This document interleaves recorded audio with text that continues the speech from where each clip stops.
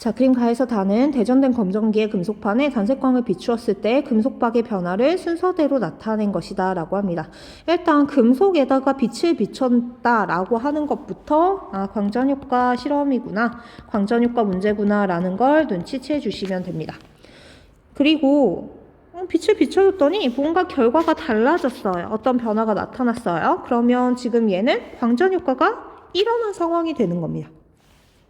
여러분이 먼저 검정기라고 하는 애를 좀 알고 계셔야 되는데요. 검정기라고 하는 애는 특정 전하를 띠는지 안 띠는지를 검사하는 장치예요. 그래서 검정기를 간단하게 그리면 이렇게 그릴 수가 있는데, 검정기의 구조는 금속박과 금속판으로 이루어져 있습니다. 위에 있는 동그란 게 금속판이고요. 아래에 있는 다리 같은 애들이 금속박이에요. 그래서 금속박은 얇은 알루미늄 호일을 붙여놓은 거라고 생각하시면 돼요. 그래서 금속을 아주 얇게 잘라서 붙여놓은 상황입니다.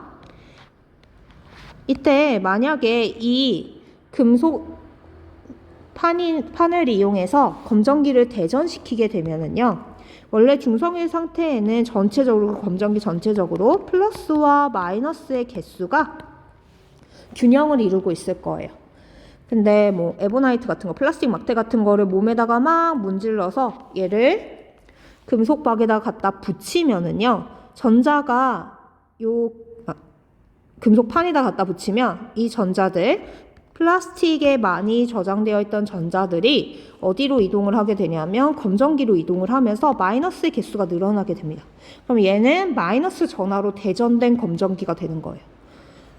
혹은 플러스로 대전된 물체를 여기에다가 갖다 대면 처음에 중성인 상태였다가 플러스 대전된 물체가 가까이 가면 내부에 있던 전자가 당연히 플러스를 쫓아서 물체로 이동을 하게 되겠죠. 그러면 전자가 줄어들어서 플러스로 대전된 검정기가 되게 되는 겁니다.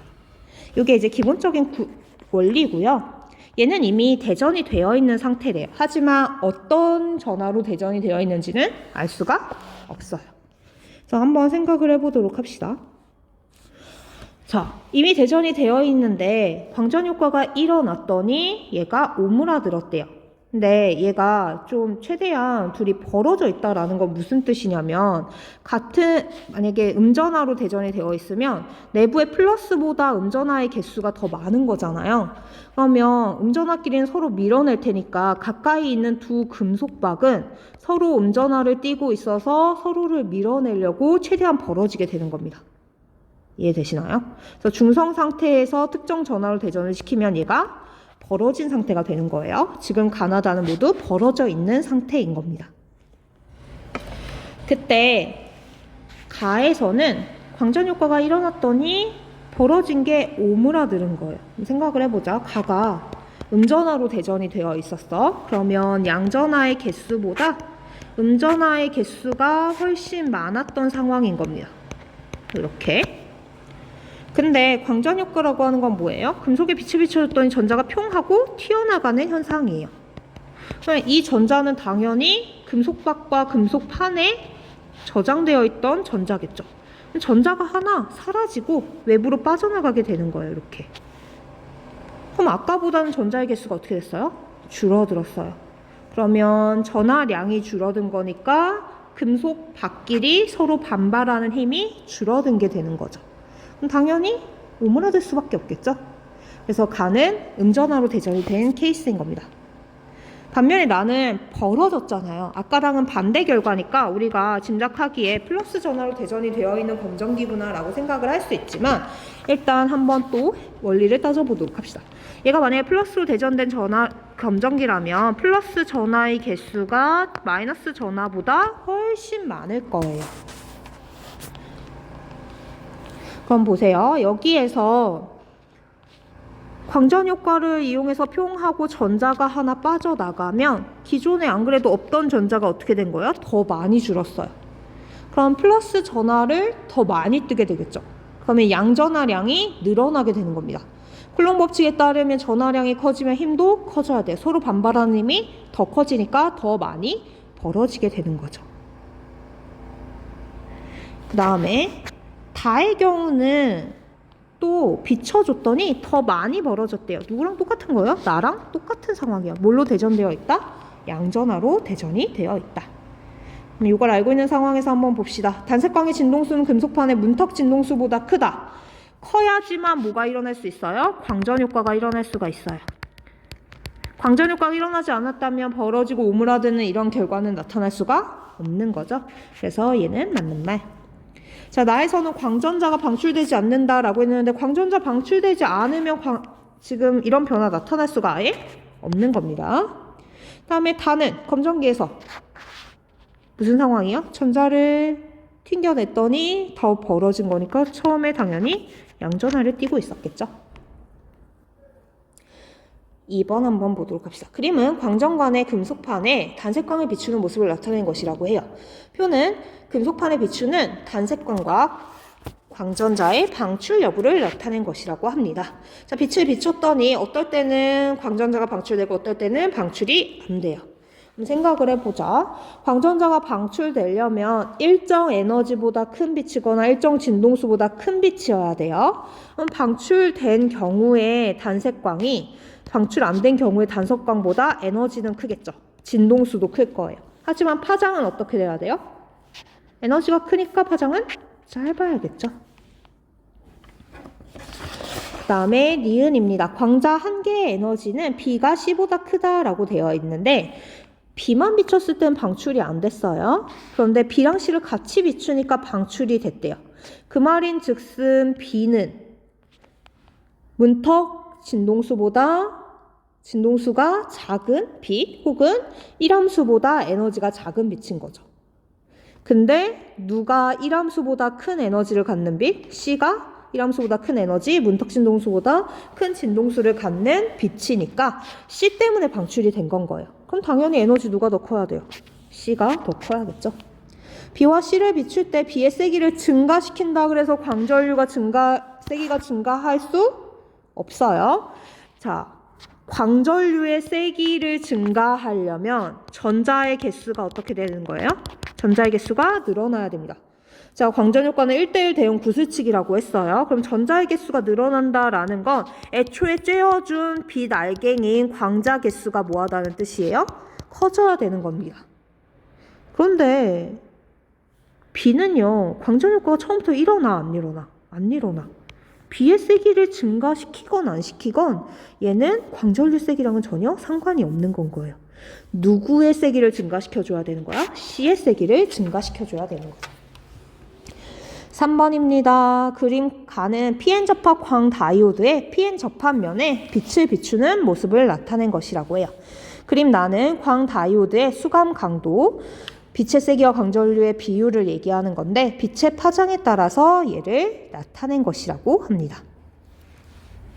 자, 보시면은요, 우리가 중요한 건 뭐냐면 PN 접합 다이오드 배울 때 얘는 정류작용을 하는 소자라고 배웠는데요. 사실 태양전지도 PN 접합 다이오드로 만듭니다. 그래서 태양전지가 어떻게 PN 접합 다이오드가 되는지를 한번 알아보도록 할게요.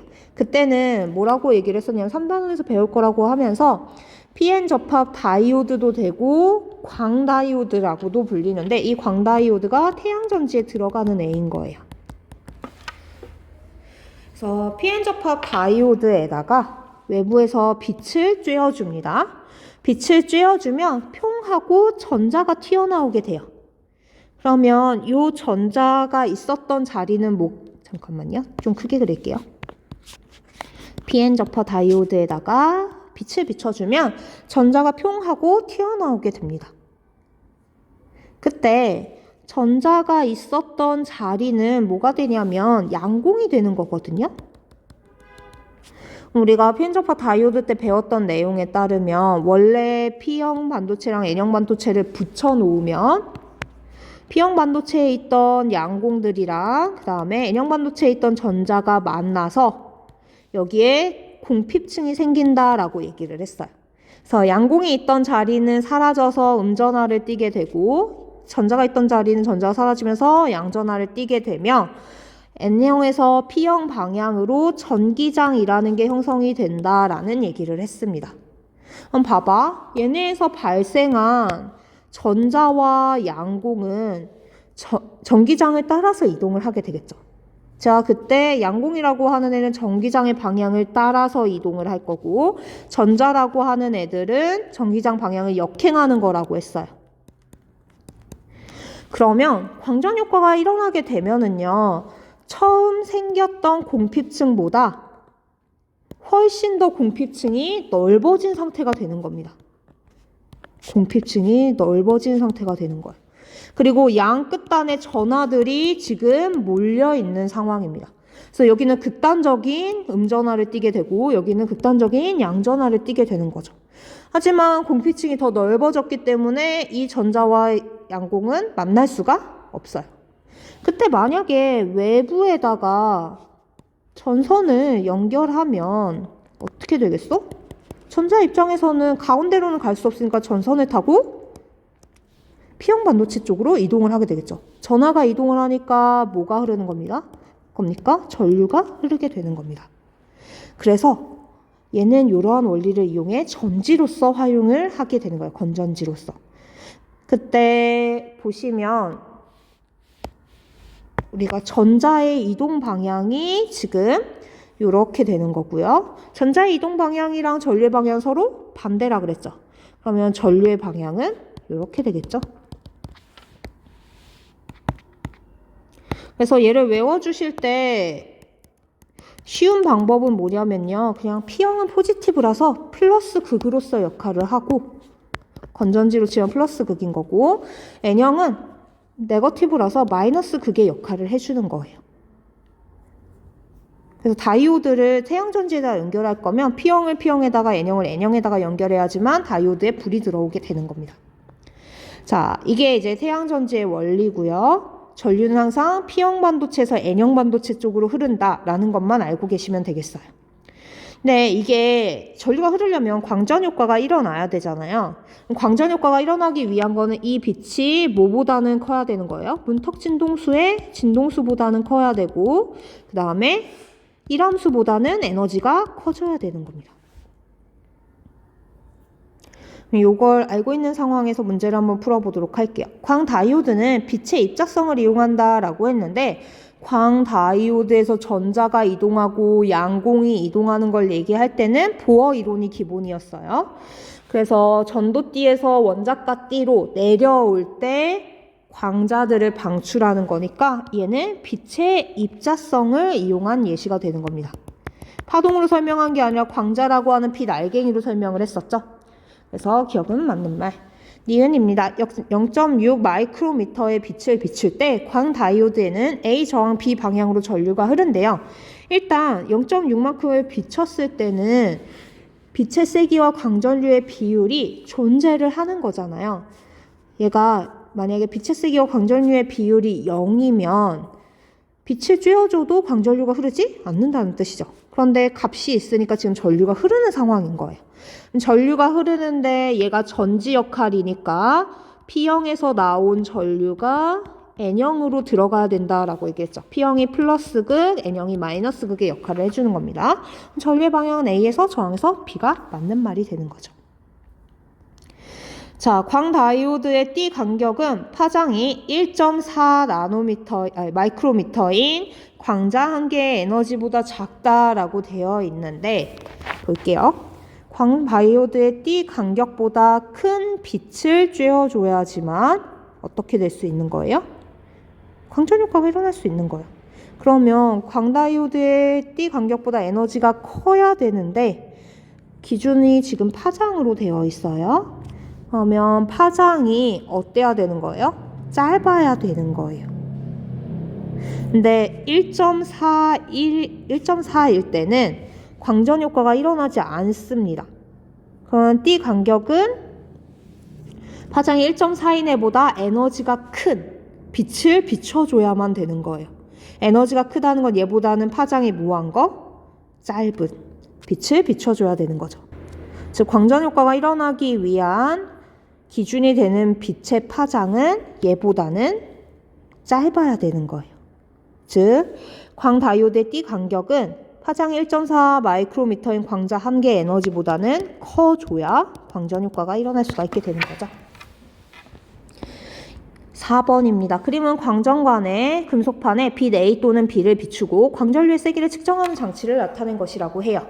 금속판의 문턱 진동수는 F0라고 합니다. 표는 금속판에 비추는 빛 A, B의 세기와 진동수를 나타낸 것이라고 합니다. 자, 금속판의 1함수를 물어봤어요. 1함수는 뭐냐면 광전효과가 일어날 수 있는 기준이 되는 에너지라고 얘기를 했어요. 1함수는 기호로 W를 사용을 합니다. 1이라서 그 W가 맞아요. 그런데 얘가 결국은 에너지잖아요. 우리 보어 이론에서 빛의 에너지는 뭐에 비례했어요? 진동수에. 그래서 1함수도 똑같이 이 식을 그대로 씁니다. 그래서 HF라고 표현을 하는데 당연히 얘는 뭐에 해당하는 에너지겠어요? 광전효과가 일어날 수 있는 기준에 해당하는 에너지예요. 그러면 그때 진동수도 광전효과가 일어날 수 있는 기준에 해당하는 진동수여야겠죠. 그래서 이 F는 문턱 진동수가 됩니다. 자, 광전류의 세기는 뭐랑 상관이 있다고 했어요? 1대1 구슬치기니까 광자의 개수. 광자 개수는 결국 빛의 밝기 혹은 세기랑 상관이 있는 거죠. 그러면 둘 다 진동수는 문턱 진동수보다 큰 값을 갖고 있기 때문에 둘 다 광전 효과가 일어나게 돼요. 그때 빛의 세기가 더 큰 B에서 광전류의 세기도 더 커지게 되는 거겠죠. 그래서 기억과 니은은 모두 맞는 말. 광전자의 최대 운동 에너지는 그거잖아요. 튕겨나가는 전자가 얼마나 빠른지. 그러려면 쏴주는 빛의 에너지가 어때줘야 돼요? 더 커져야 되는 겁니다. 그럼 당연히 누가 더 크겠어요? B를 비출 때가 더 크다라는 거는 알고 있어요. 근데 2배가 되는지는 어떻게 알면 되냐면 요 1함수라고 하는 개념이 사실 정확한 정의로는요. 전자가 해당 금속에 속박되어 있는 에너지입니다. 그러면 그 속박된 에너지보다 큰 에너지를 줘야지만 튕겨져 나올 수 있다라는 게 이해가 되시죠?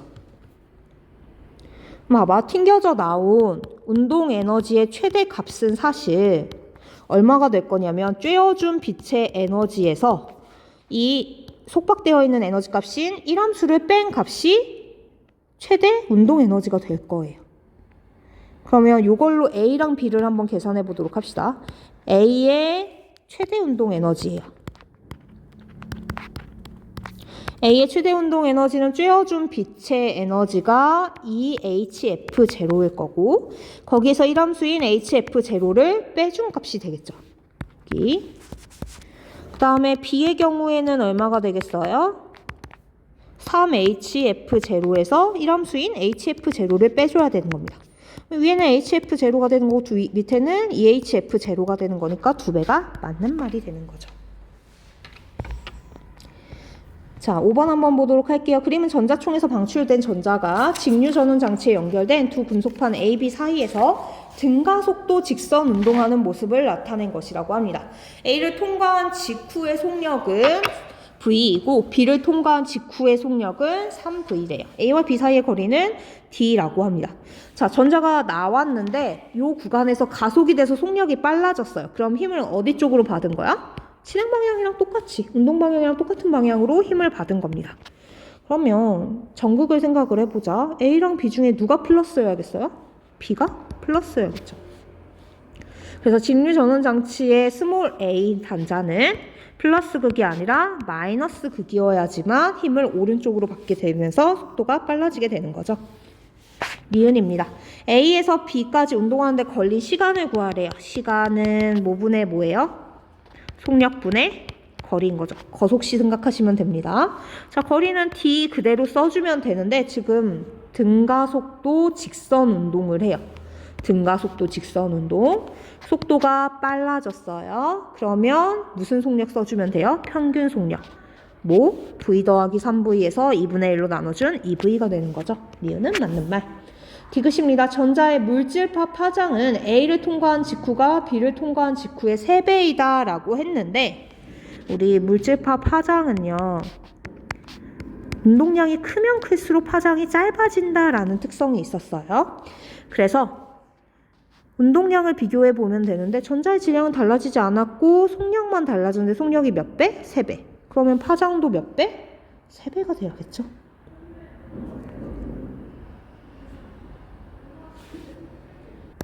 아, 3배가 아니라 3분의 1배가 돼야겠죠. 네. 3분의 1배니까 A가 3배 큰 게 맞는 말이 되는 겁니다. 자, 6번이에요. 다음 데이비슨과 거머의 실험에 대한 내용인데요. 요거 그냥 수업시간 설명 안 했는데 해드릴게요. 전자총에서 54V의 가속된 전자를 니켈 결정에다가 쬐어줬더니 특정 각도에서 최대로 관측이 됐대요. 근데 포인트는 뭐냐면 전자선, 입자로 알고 있는 전자 대신에 파동으로 알고 있는 X선을 쬐어줬더니 X선도 똑같은 파장 람다 제로에서 똑같은 결과를 나타내게 되는 거예요. 그러면 전자선이 뭘로써 행동을 하게 되는 거겠어? 파동으로서 행동을 하게 되는 거죠. 파장 얘기가 나왔으니까 파동성을 얘기하는 거죠. X선의 파동성. 그래서 이 실험으로 전자의 파동성을 입증한 게 맞고요. 이때 둘이 똑같은 결과가 나왔다는 건 전자가 만든 물질파의 파장도 얼마가 된다는 뜻이에요? X선의 파장인 람다 제로랑 같은 값이 된다라는 뜻이 되는 거죠. 그 다음에 특정 각도에서 세기가 최대가 됐대요. 파동에서 세기가 최대가 된다는 건 진폭이 뭐 한다는 뜻이에요? 커진다는 뜻이에요. 진폭이 커진다는 건 간섭을 일으켰을 때 무슨 간섭을 한다? 보강 간섭을 한다라는 뜻이 돼야 되는 거죠.